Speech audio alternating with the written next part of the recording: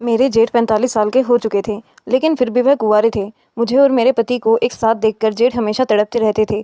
जब भी मेरा पति कहीं बाहर जाता, तो मौका पाकर भाई साहब मुझे अपने कमरे में बुला लेते या फिर देर रात तक मेरे कमरे में आ जाते। एक बार भाई साहब ऑफिस से देर रात तक घर आए। आते ही वह अपने कमरे में जाकर कंबल ओढ़कर सो गए। तब उनकी सवेर सेवा करने के लिए मैं उनके कमरे में गई। उस समय उन्होंने मुझे अपने पास बुलाया था। जब भाई साहब ने अपने शरीर पर से कंबल हटाया तो सामने का दृश्य देखकर मैं हैरान रह गई, क्योंकि मेरे कमरे में जाने से पहले ही भैया प्यूरी तैयारी करके लेटे थे। उनके शरीर पर से कंबल हटाते ही मेरी नज़र वहीं ठहर गई। हेलो दोस्तों, स्वागत है आप सभी का हमारी एक और रोमांचक कहानी में। मेरा नाम पूजा है और मेरी शादी को अभी 1 महीना ही हुआ था। उस पूरे 1 महीने में जो भी चीज़ें मैं अपने पति से मांगती थी, वह मुझे लाने से पहले कहता था कि भाई साहब से पूछ लेता हूँ, भाई साहब से पैसे लेता हूँ। हर चीज़ में मेरे पति बड़े भाई साहब की अनुमति लेते थे। आकाश और विकास दोनों भाई थे। विकास छोटा था जबकि आकाश बड़े भाई साहब थे। उन्होंने शादी ही नहीं की थी। अपने पति विकास से मैंने भाई साहब की शादी ना करने का कारण पूछा। तब वह बोले, अब तक मुझे भी इसका कारण समझ में नहीं आया है। भाई साहब को शादी करने की इच्छा नहीं थी, इसीलिए माँ ने मेरी शादी करा दी। भाई साहब अब 45 साल के हो चुके थे। धीरे धीरे मुझे समझ में आने लगा था कि मेरे ससुराल की पूरी संपत्ति भाई साहब की ही है। उन्होंने खुद अपनी कंपनी स्थापित की थी। मेरा पति अपने भाई की कंपनी में काम करता था। सीधे शब्दों में तो वह भाई की कंपनी संभालता था। हमारा रहने वाला बंगला भी भैया ने ही बनवाया था। घर में दोनों भाई मिलकर रहते थे। सासू माँ तो मुझसे कहती थी कि अब तुम घर में आ ही गई हो, तुम्हें और विकास को साथ देखकर आकाश का भी शादी करने का मन हो जाएगा। कुछ दिन मैंने भी भाई साहब को शादी करने के बारे में समझाया था, लेकिन वह किसी की सुनने को तैयार नहीं थे। कई बार मैंने उनकी शादी न करने का कारण पूछे जानने की कोशिश की, लेकिन मेरे हाथ में कुछ नहीं लगा। 1 महीने में ही मैं ससुराल में अच्छी तरह से बस गई थी। घर में ससुराल वाले ससुर नहीं थे, लेकिन ससुर की जगह बड़े भाई साहब थे। भाई साहब मुझे किसी भी बात के लिए रोक टोक नहीं करते थे। एक बार भाई साहब को थोड़ा सा बुखार हो गया, तब 4-5 दिन पर इलाज कराते हुए ऑफिस जाते थे। देखते ही देखते सामान्य बुखार मलेरिया में बदल गया। तब तुरंत ही भाई साहब को अस्पताल में भर्ती कराना पड़ा। भाई साहब अब 8-10 दिन तक अस्पताल में भर्ती रहे। 8-10 दिन को अस्पताल में टिफ़िन लाने ले जाने में ही मैं थक चुकी थी। 10 दिन बाद भाई साहब को अस्पताल से घर लाया गया। अस्पताल के चक्कर में मैं बहुत थक गई थी। घर के काम करने के लिए नौकरानी थी, लेकिन फिर भी घर वालों को मेरे हाथ का खाना ही ज़्यादा पसंद था। नौकरानी के हाथ की तो चाय भी नहीं पीते थे। सासू माँ मुझे एक रोटी भी बोलकर नहीं देती थी। उस दिन मैंने सासू माँ से कहा, मेरी माँ, मेरी बहुत ही भागदौड़ हो रही है। घर में कोई विकास के लिए अलग खाना बनाना और भैया के लिए दूसरा फीका खाना बनाना पड़ता है। उसमें आपको भी खाना अलग होता है। अब कुछ दिन भैया घर पर ही आराम करेंगे, तो उनकी एक भाल आप कर लीजिए। तब सासू माँ बोली, पूजा, अभी तुम जवान हो, इतनी जल्दी कैसे थक गई? पहले हमारी जॉइंट फैमिली थी। तुम्हारी उम्र में मैंने कितना काम किया है, इसका तुम्हें अंदाज़ा भी नहीं हो सकता। अब बच्चे बड़े हो गए हैं, इसलिए परिवार अलग हो गया है। आज की लड़कियां जॉइंट फैमिली में कैसे रहेंगी? अभी से तुम बूढ़ी सास और जेठ से तंग आ गई हो। तुम्हारे काम में मदद करने के लिए घर के नौकरानी हैं, फिर तुम्हें इतनी थकान क्यों महसूस हो रही है? सिर्फ 2-4 रोटियां तो बनाती हैं, तुम्हें इसमें इतनी परेशानी क्यों हो रही है? जब मैं इस घर में शादी करके आई थी, तब से मैं अपनी सासू माँ को कभी भी रसोई में थोड़ा भी चक्कर लगाते हुए नहीं देखी थी। फिर वह बोली, मैं बहुत थक गई हूँ, मुझे कुछ दिनों के लिए अपनी बहन के यहाँ जाना है। इस पर मैंने कहा, ठीक है सासू माँ, आप एक भी काम को साथ मत लेकर जाइए, आपको जहाँ जाना है जल्दी जाइए। मेरे कड़वे बोल सुनकर वह बोली, इतना भी जल्दी नहीं है, जब जाऊँगी तो तुम्हें बता दूंगी। पूरे 10 मिनट बाद का भाषण देकर सासू माँ ने आखिरकार सारे काम मेरे ऊपर ही डाल दिए थे। भाई साहब की बीमारी के कारण उनके ऑफिस का बहुत सारा काम विकास को ही संभालना पड़ रहा था, इसीलिए वह रात में देर से ही घर आता था। उस दिन दोपहर में भाई साहब को सूप देने गई थी, तो उनके शरीर में बहुत ही ज़्यादा दर्द हो रहा था। वह थोड़ा भी हाथ नहीं उठा पा रहे थे। मैंने उन्हें अपने हाथ से वह सूप लाया और सूप पीने के बाद उनका मुंह मैंने अपने साड़ी के पल्लू से साफ किया। जैसे ही मैंने भाई साहब के मुंह के पास से अपनी साड़ी का पल्लू हटाया, वह मुझे एक अलग ही नज़र से देखने लगे। भाई साहब की बीमारी के दौरान दिन भर मैं उनके पास ही बैठी रहती थी, क्योंकि कभी भी कोई भी उन्हें किसी भी चीज़ की ज़रूरत पड़ सकती थी। मैं उन्हें अपने हाथ से ही खाना भी खिलाती थी। भाई साहब ने अपनी तबीयत ठीक न होने के कारण पूरे हफ्ते भर की छुट्टी ले ली थी। उस हफ्ते के 3 दिन बीत चुके थे। पिछले तीनों दिनों में मैंने भाई साहब की बहुत देखभाल की थी। मेरी वह देखभाल देखकर भाई साहब मुझसे इतने प्रभावित हो गए थे कि 3 दिनों में उन्होंने कहा, पूजा तुम्हें क्या चाहिए बताओ, जो भी तुम्हें चाहिए होगा मैं तुम्हें दिला दूंगा। मैंने कहा, भैया, पिछले हफ्ते मैंने एक नया सोने का नेकलेस देखा था। वह लेटेस्ट डिज़ाइन था, जिसे लेने के लिए मेरी बहुत इच्छा थी, लेकिन विकास ने पैसे की कमी के न वजह से नेकलेस लेने से मना कर दिया था। तो मैंने भैया के सामने मायूस होकर बोल ही रही थी। अब मौका मिला था तो मैं उनसे छोड़ने वाली नहीं थी। तब भाई साहब ने कहा, पूजा, तुम्हें नेकलेस पसंद आया है, इस बार मैं तुम्हें मुझसे एक शब्द तो कहना हो चाहिए था ना। मैंने उसी समय उन्हें वह नेकलेस खरीद कर देते। फिर उन्होंने मुझे तुरंत अपना कार्ड दे दिया और शाम को जाकर मैंने वह नेकलेस खरीद लिया। वह नेकलेस मेरे हाथ में आते ही मैं बहुत ही खुश हो गई थी। धीरे धीरे नज़रों ही नज़रों में हम दोनों एक दूसरे के करीब आने लगे थे। मैं तो भाई साहब की बीमारी में उनकी देखभाल करने गई थी। लेकिन भैया की देखभाल करते करते हमारे बीच में कुछ हो जाएगा, इसका मुझे कुछ अंदाज़ा भी नहीं था। भैया द्वारा दिलाया गया एक नेकलेस देखकर विकास तो चौंक गए थे। वह बोले, भाई साहब ने आज तक मुझे भी इतनी महंगी शॉपिंग नहीं करने दी। एक ही बार में उन्होंने तुम्हें इतनी बड़ी शॉपिंग कैसे कर दी? मुझे तो इस बात पर ही विश्वास नहीं हो रहा है। भाई साहब ने अपने छोटे भाई को आज तक इतनी शॉपिंग कभी नहीं करने दी थी। 3 दिनों में ही उन्होंने मुझे इतना क्या लगाव हो गया था कि उन्होंने एक शब्द पर मुझे जो भी चाहिए वह दिला दिया। खैर, भैया बीमार रहने के कारण ऑफिस नहीं जा पा रहे थे। उस दौरान कंपनी की एक महत्वपूर्ण मीटिंग थी, वह भी दूसरे शहर में थी। भाई साहब बीमार होने के कारण जा नहीं सके, इसलिए उन्होंने अपनी जगह विकास को भेज दिया था। अब अगले 4 दिन विकास बाहर शहर में ही रहने वाला था। उस दिन सुबह विकास बाहर शहर जाने के लिए निकला। उसके जाने के बाद मैं नहाने चली गई। जब मैं नहाकर बाहर आई तो गीले बालों में मैंने तौलिया लपेटा हुआ था। जैसे ही मैंने तौलिया हटाकर बाल पोंछना शुरू किया तो मुझे भाई साहब की आवाज़ सुनाई दी। वह मुझे मेरे नाम से पुकार रहे थे। भाई साहब की तेज़ आवाज़ सुनकर मुझे समझ में आ गया था कि वे कब से मुझे पुकार रहे हैं, पर सासू माँ अभी घर पर ही नहीं थी, इसीलिए उन्होंने अपने बेटे की आवाज़ को नज़रअंदाज कर दिया। खुद को काम से दूर रखने की उनकी बुरी आदत थी, इसीलिए वह दिन भर घर से बाहर गप्पे लड़ाने चली जाती थी। तभी मैं दौड़ती हुई भाई साहब के कमरे में गई। दौड़ने की हड़बड़ाहट में मेरे बालों से लिपटा हुआ तौलिया भी गिर गया था। उनके कमरे में पहुंचते ही मैंने कहा, भाई साहब आपको कुछ चाहिए था क्या? मैं नहाने गई थी, इसलिए आपकी आवाज़ मैं नहीं सुन पाई। भैया बोले, पूजा आज मुझे थोड़ी जल्दी ही भूख लग गई है, अगर नाश्ता मिल जाता तो थोड़ा अच्छा लगता। तब मैं तुरंत ही नाश्ता बनाने के लिए चली गई। जाने से पहले मैंने भैया को उनके नाश्ते के पहले वाली गोली देनी चाहिए। गोली का बॉक्स उनके बिस्तर के पास में ही था। वह बॉक्स काफ़ी नीचे रखा हुआ था। बॉक्स लाने के लिए जैसे ही मैं नीचे झुकी, वैसे ही पीछे से मुझे अपनी पीठ पर भैया का हाथ महसूस हुआ। तब मैं तुरंत ही सीधी खड़ी हो गई। भैया से कुछ कहने ही वाली थी कि तभी वह बोले, पूजा तुम्हारी पीठ पर तुम्हारे गीले बालों का पानी आ गया था, वही पूछ रहा था। गीले बालों में तुम और भी ज़्यादा अच्छी लगती हो। भैया तो सुबह सुबह मेरी सुंदरता की तारीफ करने लगे थे। उनके सामने मुस्कुराते हुए मैं तुरंत ही नाश्ता बनाने चली गई। नाश्ता मैंने अपनी उनकी पसंद का गाजर का हलवा बनाया था। मेरे हाथ का हलवा खाकर भैया हमेशा मेरी तारीफ करते थे, लेकिन आज वे कुछ ज़्यादा ही तारीफ कर रहे थे। बीमार होने के कारण मैं अपने हाथ से उन्हें खाना खिलाती थी। उस दिन रात को मैं भैया को खाना खिला रही थी। जैसे ही मैंने उन्हें रोटी का टुकड़ा खिलाया, उन्होंने मेरी उंगली काट दी। इतने दिनों में ऐसा मेरे साथ पहली बार हुआ था। उन्होंने जानबूझकर काटा था या गलती से, यह मुझे समझ नहीं आया। भैया ने थोड़ा सा जोर से ही काटा था, मैं दर्द से कराने लगी थी। जब भैया ने मेरे हाथ को दोनों हाथों से कसकर पकड़ लिया, फिर वह मुझे एक अलग ही नज़र से देखने लगे। भैया ने एक अलग ही शुरुआत की और फिर बोले, पूजा मेरी पत्नी भी तुम जैसी ही बात नहीं होनी चाहिए थी। उनकी बातें सुनकर मैं खुश हो गई, क्योंकि वह शादी के लिए तैयार हो गए थे। यह मुझे समझ में आ गया था कि आगे उन्होंने कहा, मुझे तुम्हारी जैसी नहीं बल्कि अब तुम ही चाहिए हो। मैं तुम्हारे जैसा तो ढूंढ ही नहीं सकता था। मेरी कोई जुड़वा बहन भी नहीं थी। भैया बोलते बोलते एक ऐसा शब्द कह गए जिसमें मन पर एक अलग ही असर कर दिया था। भाई साहब ने कहा था, ऐसा समझ लो कि मुझे पत्नी के रूप में तुम ही चाहिए। यानी भैया का मेरे प्रति नज़रिया धीरे धीरे बदल रहा था। उस समय मैंने उनकी बातों पर ध्यान नहीं दिया, लेकिन धीरे धीरे मैं भी उनकी ओर आकर्षित हो रही थी। भैया की बीमारी ने हमें एक दूसरे के करीब आने पर मौका दिया था, क्योंकि इन दिनों भैया ने मेरे सामने ज़्यादा ही बातें कर रखी थी।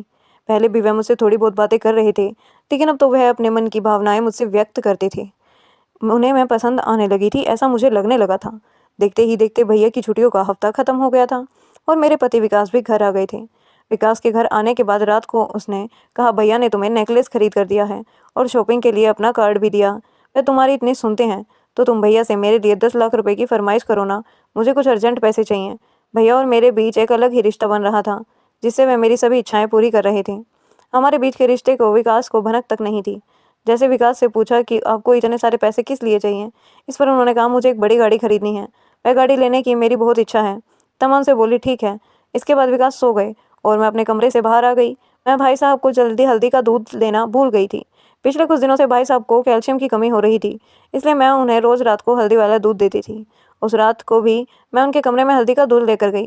दूध का गिलास उनके कमरे में रखकर मैं वहाँ से निकलने ही वाली थी कि तभी भैया ने मेरा हाथ पकड़ लिया और फिर वह बोले, पूजा इतनी जल्दी कहाँ जा रही हो? मुझे दूध का गिलास तो ख़त्म करने दो, मेरे पास बैठ जाओ, मुझे तुम्हारे साथ कुछ बातें करना है, अच्छा लगता है। इन दिनों भाई साहब मेरी छोटी बड़ी बातों पर ध्यान दे रहे थे। उन्होंने कहा, कहना आंटी तुम पर बहुत ही अच्छी लगती है। वैसे जैसे तुम्हें दिखने में सुंदर थी, मेरी इतनी तारीफ तो विकास ने भी नहीं की थी। भैया का मेरे प्रति भावनाएं बदल रही थी, यह मुझे समझ में आ रहा था। बातों ही बातों में वह बोली, भाई साहब मुझे कुछ नहीं चाहिए था।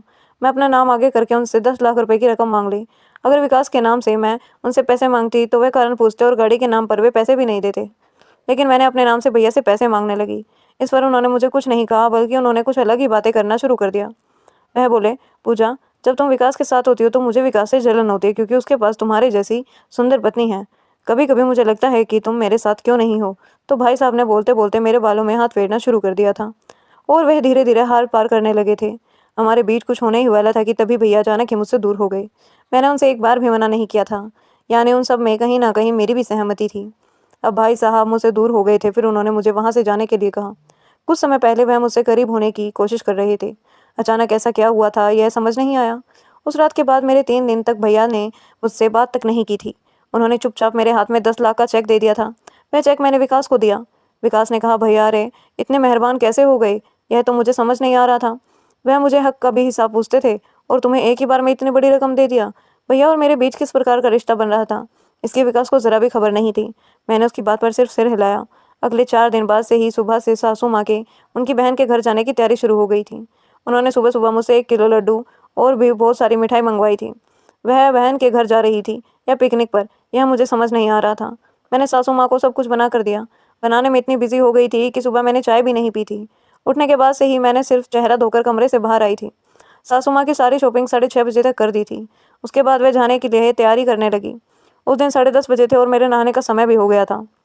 कुछ समय बाद सासू माँ अपनी बहन के घर चली गई और विकास भी ऑफिस जाने के लिए निकल गए। इसी दौरान भाई साहब भी अपने अभी अभी ऑफिस के लिए निकल रहे थे। बाद में मैं घर में अकेली ही बची हुई थी। नौकरानी भी सारे काम निपटा कर चली गई थी। सभी के जाने के बाद मैं आराम से नहाने गई। नहाने के बाद मैं अपने कमरे में साड़ी पहन रही थी। मैंने बस पल्लू ओढ़ा ही था कि मेरे कमरे का दरवाज़ा खुला और सामने से भाई साहब अंदर आए। उन्होंने देखकर मैं पूरी तरह से हड़बड़ा गई थी, क्योंकि मेरे शरीर पर पल्लू भी ठीक से नहीं था। हड़बड़ते हुए मैंने पल्लू ओढ़ा। भैया मेरी ओर आए और बोले, पूजा इतनी जल्दबाजी की ज़रूरत नहीं है, तुम्हारी सिर्फ थोड़ी सी साड़ी ही तो उलझी है।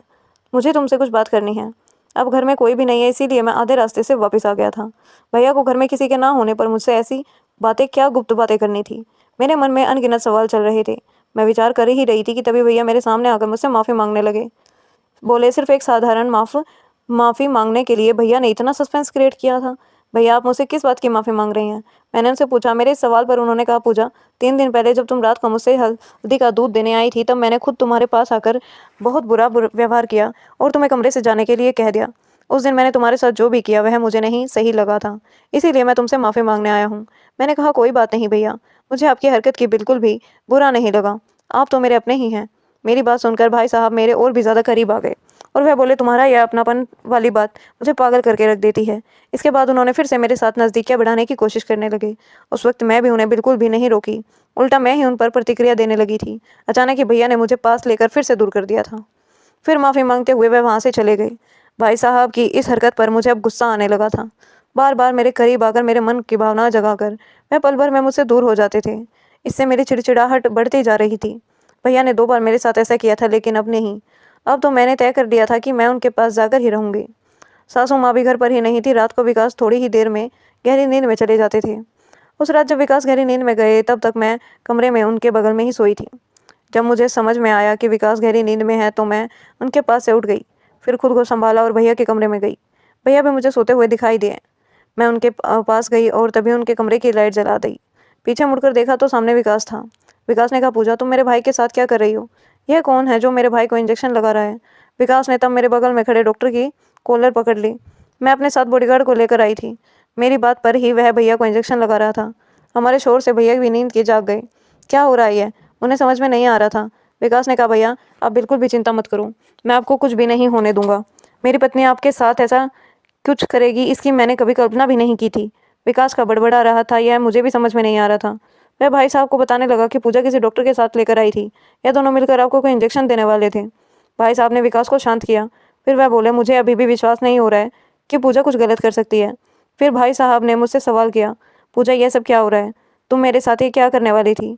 सच सच बताना। तब मैंने बोलना शुरू किया, भाई साहब मैं अपने साथ गुप्त रोग वाला विशेषक इंजेक्शन को लेकर आई थी, क्योंकि मुझे आप पर शक था कि आपके अंदर कुछ कमी है। आप 45 साल के हो गए हो और आपकी इतनी संपत्ति है, फिर भी आपकी शादी क्यों नहीं की? विकास मैंने तुमसे भी कई बार मैं इस बारे में पूछना, लेकिन तुमने भी कोई जवाब नहीं बताया। लेकिन मुझे लगा शायद भैया ने अपनी कमी सभी से छुपा रखी है। मुझे इसकी जांच करवानी थी, इसलिए आज मैं अपने साथ एक डॉक्टर को लेकर आई थी। डॉक्टर इन्हें बेहोशी का इंजेक्शन दे रहे थे ताकि वे ठीक से जांच कर सकें और भैया को इसके बारे में पता न चले। मेरी बात सुनकर शायद भाई साहब बोले कि पूजा तुम्हें किसने बताया कि मेरे अंदर कुछ कमी है? तुमने ऐसा सोचा? तभी मैं बोली, भाई साहब कई बार आप मेरे करीब आते आते रुक गए थे। मेरी बात आपके पूरी पूरी नज़र थी, इसलिए मैं आपके पास आ रही थी। मुझे सच्चाई जाननी थी कि क्या आपके अंदर सच में कोई कमी थी या शादी न करने का कोई और कारण है। इसी वजह से मैं आपसे मीठी मीठी बातें करती थी। भैया आप तो सच बता दो कि आपके अंदर किसी प्रकार की कोई कमी है जो आप शादी करने से इनकार कर रहे हैं। तभी भैया बोले मेरे अंदर किसी प्रकार की भी कोई कमी नहीं है। मेरा शादी ना करने का सिर्फ एक ही कारण है और वह है मेरे प्यार, मेरा सच्चा प्यार। जब मैं 25 साल का था तब से ही मैं अपने बचपन की दोस्त संजना से शादी करना चाहता था। संजना से मुझसे बहुत प्यार था। उससे परिवार ने हमारी शादी के लिए अनुमति दे दी थी। हमारी शादी के लिए माँ से भी अनुमति लेने वाला था, लेकिन कुछ ही दिनों में पता चला कि संजना को ब्रेन ट्यूमर है। उसके माता पिता ने उसका इलाज शुरू किया था, लेकिन इलाज के दौरान पैसों की कमी हुई और संजना ने अपनी जान गंवा दी। उस समय मेरे पास इतना पैसा नहीं था कि मैं अपने प्यार को बचा सकूं। उस दिन के बाद से मैंने अपना दिमाग में शादी का विचार निकाल दिया था और सिर्फ पैसा कमाने का ठान लिया था। माँ मुझे हमेशा शादी के लिए जोर देती थी, लेकिन संजना के बिना मैं किसी और से शादी नहीं कर सकता था, क्योंकि मेरे दिल में सिर्फ और सिर्फ वही थी। कभी कभी तुम्हें और विकास को साथ देखकर मेरी शादी की इच्छा होती थी, लेकिन जब भी मैं तुम्हारे साथ बात करता था मुझे संजना बहुत याद आती थी। आखिरकार मैंने अपने मन को समझा ही लिया कि जितनी भी कोशिश कर लूँ मैं संजना के अलावा किसी और को भी शादी नहीं कर सकता। बात करते करते भाई साहब की आंखें से आंसू आ गए। फिर विकास ने उन्हें संभाला। उसके बाद मैं बोली, भैया मुझे आपकी बहुत चिंता हो जाती है। आप दिल से बहुत ही अच्छे हैं, आप इतना पैसा भी कमाते हैं, आपको अपने छोटे भाई को भी सही रास्ता दिखाया है। कल हमारी संतान आपको बड़े पापा कहेगी, लेकिन वह आपके पापा नहीं कहेगी। कितना भी हो आपकी संतान तो हमारी संतान, कहीं ना कहीं थोड़ी बहुत फ़र्क तो होगा ही। कल बच्चों की पढ़ाई के लिए हमें दूसरे शहर भी जाना पड़ सकता है। सासू माँ से अब कुछ काम नहीं होता। आखिर वह हमारे साथ कितने साल तक रहेंगी यह कहा नहीं जा सकता। आप कितने दिनों अकेले ज़िंदगी जिएंगे। अभी भी आपकी शादी का समय नहीं गया है। एक बार किसी लड़की को आपकी ज़िंदगी में थोड़ा सा समय देकर देखिए, निश्चित रूप से आपको उसमें भी अपनी संजना नजर आने लगेगी। आपका घर बस्ता देखकर माँ को भी संतोष मिलेगा। भाई साहब प्लीज़ आप तो शादी के बारे में सोचिए। अभी भी आपकी शादी का समय गया नहीं है। इतने दिनों से आप शादी करें, इसी वजह से मैं यह सब कुछ कोशिश कर रही थी। मेरी बात खत्म होते ही विकास ने मुझसे और भैया से माफ़ी मांगनी शुरू कर दी। वह बोले, पूजा मुझे माफ़ कर दो, मैंने तुम्हें गलत समझा। मेरा बड़ा भाई तो जो मुझे पैसे पैसे का हिसाब लेता था, तुम्हें एक शब्द पर सब कुछ कैसे दे रहा था यह मुझे समझ में नहीं आने लगा था। भाई साहब ने 10 लाख रुपए का चेक भी तुम्हें दे दिया। मुझे कुछ समझ में नहीं आया। मुझे गाड़ी नहीं लेनी थी, मैं तो तुम्हारी परीक्षा दे रहा था कि भाई साहब तुम्हें इतनी बड़ी रकम देते हैं या नहीं। जब तुमने 10 लाख का चेक मेरे हाथ में रखा तो मुझे समझ में आ गया कि तुम्हारे और भैया के बीच में ज़रूर कुछ गलत संबंध है। मुझे माफ़ कर दो कि मैंने तुम दोनों पर शक किया। घर में दूसरा कुंवारा भाई होने पर ऐसी गलतफहमी हो तो होगी ही। मैंने और भाई साहब ने विकास को माफ़ कर दिया। अगले दिन मैं भैया की शादी के लिए एक नहीं बल्कि 10 प्रस्ताव लेकर आई। उनमें से एक लड़की को भैया ने पसंद कर लिया, लेकिन उन्होंने शर्त रखी कि वह 1 महीने तक उस लड़की को जानना चाहेंगे और उसके बाद ही वे शादी का फैसला करेंगे। उनकी शर्त को हमने मान लिया। 1 महीने बाद उन्होंने शादी के लिए मंजूरी दे दी। उनका घर बस्ता देखकर सबसे ज़्यादा खुशी मेरी सास माँ को हुई थी। आखिरकार लाख कोशिशों के बाद भी मुझे सफलता मिली और मैंने भैया का हाथ में उनके बुढ़ापे का सहारा सौंप दिया।